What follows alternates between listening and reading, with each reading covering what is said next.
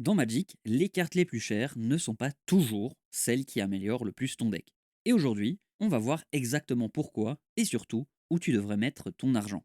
Hello, aujourd'hui on va parler de quand et comment investir dans un deck, mais surtout dans quel type de carte. Si vous aimez ce genre de vidéo, n'hésitez pas à laisser un pouce en l'air, à commenter et bien sûr à vous abonner si vous ne l'êtes pas. Merci à tous ceux qui le feront pour votre soutien. Nous, on y va.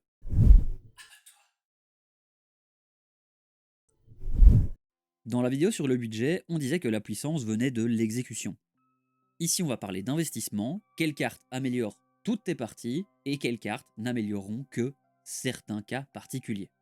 Parlons premièrement de la mana base. On commence ici parce que c'est toujours ici que ça commence. Si ton deck ne joue pas, rien d'autre ne compte. Et gardons en mémoire que améliorer une mana base, ce n'est pas la rendre parfaite, c'est la rendre fiable. Prenons un exemple simple entre Smoldering Marsh et Blood Crypt. Blood Crypt est meilleur parce qu'il arrive dégagé quand tu le veux et te donne immédiatement les deux couleurs. Mais la vraie question c'est combien de fois as-tu besoin de ça? Parce que dans énormément de parties, tu ne joues pas au tour 1, tu as déjà deux terrains où tu n'as pas besoin de ce mana immédiatement. Et dans ces cas-là, Smoldering Marsh fait exactement la même chose. Donc Smoldering Marsh est intéressant pour une raison simple. Elle couvre la majorité des situations pour une fraction du prix. Et si on pousse un peu plus loin, oui, Badlands est une super carte, mais bien souvent, elle ne te fera pas gagner plus de parties. Parfois, optimiser une carte, c'est aussi augmenter la menace que les autres perçoivent, et dans certaines tables, ça te fait perdre plus de parties que ça ne t'en fait gagner. Et le tout, alors que dans la plupart des cas, Badlands ne te fera pas gagner plus d'avantages que Blood Crypt ne l'aurait fait. Continuons avec les fetch comme Evolving Wilds. La carte est lente, mais elle fixe tes couleurs, elle améliore tes sorties et te garantit ton mana. Mais si ton deck n'est pas ultra dépendant des premiers tours, elle fait le travail sans problème. Si on la compare à Prismatic Vista, oui, Vista est plus rapide, mais va tout de même chercher un basique. Donc la différence est minime. Tu payes beaucoup plus cher pour un gain très précis. Alors qu'à l'inverse, une carte comme Bloodstained Mire est un vrai investissement, parce que la carte ne règle pas un cas précis, elle améliore toutes tes mains, elle corrige tes couleurs, elle s'adapte à ta situation, et elle augmente ta consistance, parce qu'elle te fait avoir plus de chances sur les prochaines pioches en t'enlevant des terrains de ton deck. Je me répète, mais jouer des fetch. Pour synthétiser le tout, le meilleur investissement, c'est les fetch lens, parce qu'ils ont un impact constant. Mais bien sûr, les shock lens se trouvent ici aussi. Pour un bon rapport qualité-prix, privilégiez les fetch comme Fabled Passage ou Evolving Wilds, mais aussi les laines conditionnelles comme Smoldering Marsh. Dans la plupart des cas, les duals seront un mauvais investissement, car ils sont très chers pour un gain marginal. Pour avancer dans une partie, il faudra avancer plus vite que les autres, donc passons aux rampes. Le ramp, c'est ce qui décide si tu joues la partie ou si tu la subis. En rampe, ce n'est pas ce que tu produis qui compte, c'est quand tu le produis. Des cartes comme Sol Ring sont des anomalies. La carte coûte 1, produit 2, elle te fait gagner un tour entier. C'est un investissement évident parce que son impact est immédiat et constant. Même chose pour Arcane Signet qui coûte 2 et fixe tes couleurs en s'intégrant facilement partout. Elle ne fait pas rêver, mais elle fait fonctionner ton deck. En vert, il y a un trio extrêmement important, Nature's Lore, Trivisit et Farseek. Pourquoi? Parce qu'elles font exactement ce qu'on veut au bon moment. Nature's Lore et Trivisit ont un avantage énorme parce qu'elles mettent un terrain non basique en jeu et se dégager. Après, ça dépendra toujours du terrain non basique que vous allez chercher. Donc vous pourrez ramp sans perdre de tempo. Farseek, elle, est légèrement différente. Elle ne va pas chercher de forêt, mais elle permet d'aller chercher des terrains non basiques avec des types. Donc dans une mana base adaptée, la carte fixera tes couleurs de manière très efficace. Et surtout, ces trois cartes coûtent 2, ce qui veut dire qu'elles impactent la partie dès le début. A l'inverse, une carte comme Sky Shroud Claim produit plus de value, mais elle coûte 4. Et cette différence de timing est Énorme. donc si les trois sorts dont je vous parlais précédemment sont des bons investissements, ce n'est pas parce qu'elles en font plus, c'est parce qu'elles font ce qu'il faut au moment où ça compte. Dans le cas du ramp, le meilleur investissement, c'est bien sûr l'anomalie Sol Ring et des rampes à 2 mana, qu'ils soient artefacts ou rituels. Si vous voulez jouer budget, pensez à Rampant Growth ou encore Edge of Autumn, qui ne seront pas aussi bons que les autres, mais seront bien moins chers et souvent tout aussi efficaces. Les mauvais investissements, qui n'en sont pas toujours dépendants de votre commandant, seront les rampes lents ou trop chers pour leur timing. Maintenant que ton deck peut jouer, encore faut-il avoir des cartes dans la main. Le draw c'est simple en théorie, mais en pratique il y a une nuance importante. Il n'y a pas de mauvais draws, il y a juste des draws trop chers pour ce qu'ils apportent. Certaines cartes coûtent plus cher parce qu'elles font autre chose que de piocher, prenons Heuristic Study, ce n'est pas juste du draw, la carte met de la pression, elle ralentit les adversaires et influence leurs décisions. Donc avant d'investir dedans, il faut se poser une question simple. Est-ce que tu veux du draw ou est-ce que tu veux du draw et une pièce de Stax? Parce que oui, la carte fait plus de choses, mais si ton deck n'a pas besoin de ces choses, alors tu payes pour un effet que tu n'utilises pas. À côté de ça, des cartes comme Night Whisper ou Sign in Blood sont beaucoup plus simples. Elles coûtent peu et permettent de continuer à jouer. Elles ne font qu'une chose, mais elles le font au bon moment. Ensuite, il y a des cartes comme Nécropotence. La carte ne fonctionne pas comme les autres, elle transforme tes points de vie en cartes, mais si tu sais l'utiliser, elle devient une machine à ressources, et souvent, elle coûte moins cher que d'autres options populaires. Enfin, on a des cartes comme Blue Sun Zenith ou Brain Geyser, qui sont intéressantes parce qu'elles sont flexibles. Tu peux les utiliser tôt pour survivre, ou tard pour gagner.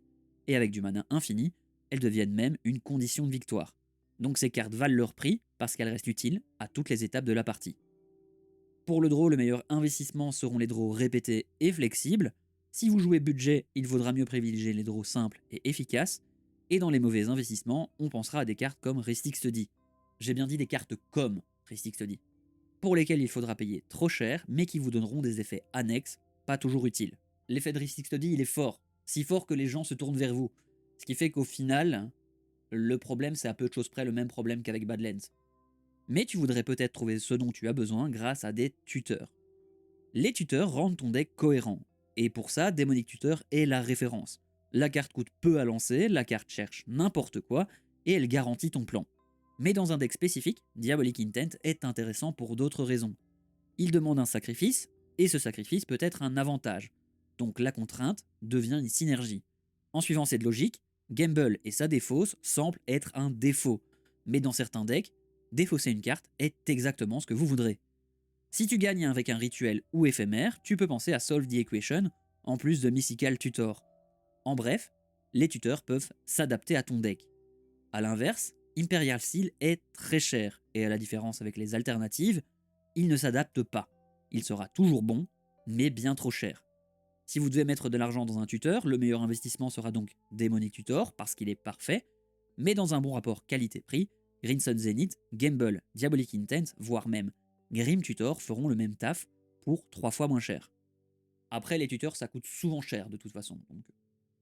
Par contre, il est clair et net qu'aujourd'hui encore, Imperial Seal et Intuition seront des mauvais investissements. Et dire qu'il y a 10 ans, Intuition coûtait 20 balles. Tu ne gagneras bien sûr pas si on te met des bâtons dans les roues, donc parlons de removal et de board wipe. Les removals, c'est ce qui te permet de rester dans la partie. Un bon removal ne fait pas tout, il règle ce qui te fait perdre. Alors bien sûr, Sword sous Plowshare et Path to Exile sont des exemples parfaits, ils coûtent 1, ils exilent et règlent un problème immédiatement.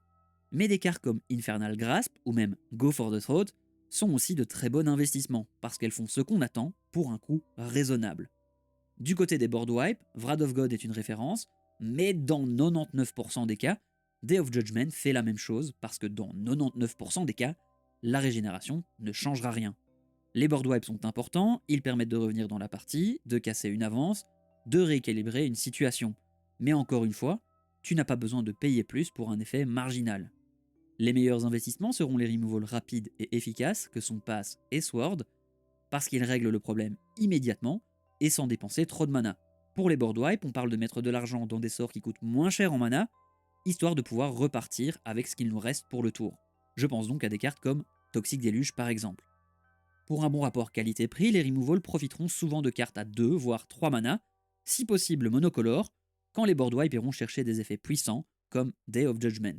Après, Wrath of God c'est plus fort et pas spécialement plus cher, mais ça reste une économie d'environ 2 €. Moi, ça me gêne pas si je suis radin. Pour ce qui en est des mauvais investissements, on parlera du removal trop cher ou demandant trop de couleurs différentes qui ne seraient pas assez flexibles que pour justifier 2 ou 3 couleurs pour les lancer. En termes de board wipe, on parlera probablement de cartes comme Mitouk Massacre qui fera plus que ce qu'on lui demande. Oui, c'est une très bonne carte. Oui, il peut gagner seul, mais du coup ça n'en fait plus un board wipe, c'est un finisher. Enfin, parlons de la protection. Protéger tout, c'est parfait, mais protéger l'essentiel, c'est souvent suffisant. Bien sûr, Heroic Intervention ou Teferius Protection sont très fortes, elles protègent de tout. mais tu n'as pas toujours besoin de ça. Parfois, des cartes comme Snakeskin Veil ou encore Tamiyo Safekeeping sont intéressantes parce qu'elles protègent l'essentiel. Elles coûtent moins cher à lancer, moins cher à acheter, et sont plus ciblées, mais sont souvent suffisantes. Même logique avec Autumn's Veil et Veil of Summer, qui dans la plupart des cas auront une importance similaire dans un deck, même si une d'entre elles sera plus flexible. Pour les effets qui coûtent souvent trop cher, Force of Will est une super carte. Dans un deck majoritairement bleu, elle sera géniale et une bonne carte dans laquelle investir. Mais dans un deck ne contenant pas assez de cartes bleues, elle sera bien souvent trop mauvaise et trop chère que pour être une carte dans laquelle investir. Dans ce cas précis, les meilleurs investissements, ce sera la protection adaptée à ton plan. Si tu as peu de board, Snakeskin Veil et autres seront clairement suffisantes, mais il se peut que tu aies besoin de cartes comme Heroic Intervention. Dans tous les cas, les cartes protégeant une carte mais coûtant un mana à lancer seront toujours intéressantes dans des decks jouant budget. Le moins bon investissement serait certainement de dépenser bien trop d'argent dans des contresorts ou autres sorts de protection difficilement utilisables ou complètement overkill quand d'autres effets presque similaires coûtent littéralement 200 fois moins cher. Au final, la question n'est jamais est-ce que cette carte est meilleure, la question c'est est-ce que cette carte change vraiment la partie.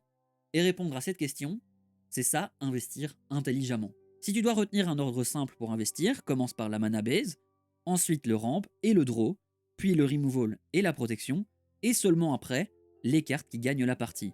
Et surtout, fais-le uniquement sur les decks que tu veux vraiment améliorer. Voilà qui fait le tour de la question, et j'espère vous avoir donné des pistes pour dépenser moins, mais dépenser mieux.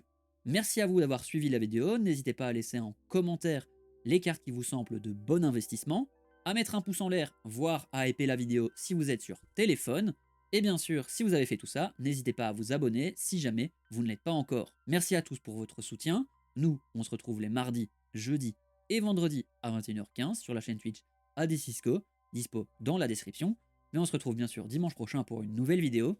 En attendant, prenez soin de vous. Merci d'avoir regardé la vidéo, n'hésite pas à laisser un like et un commentaire, et surtout à t'abonner si tu ne l'es pas.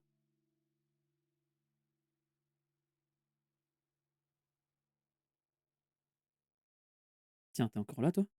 Non mais c'est parce qu'il n'y a pas grand chose à faire ici en fait. Enfin, YouTube m'affirme que cette vidéo pourrait te plaire, donc tu peux la regarder. Merci, bisous.